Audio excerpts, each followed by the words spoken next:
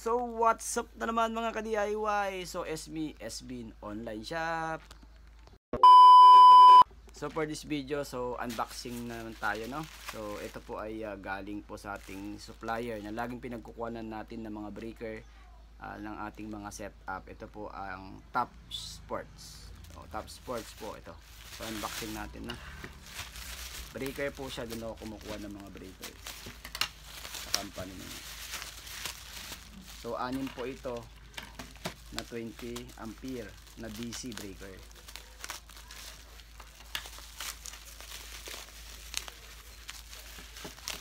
So guys, yan. Anim po. Legit na legit po mga ka-DIY. So pag kayo po kumuha nito ay malamang free shipping pag unang-unang purchase ninyo. So napakaganda mga ka-DIY. Secured na secured. Legit.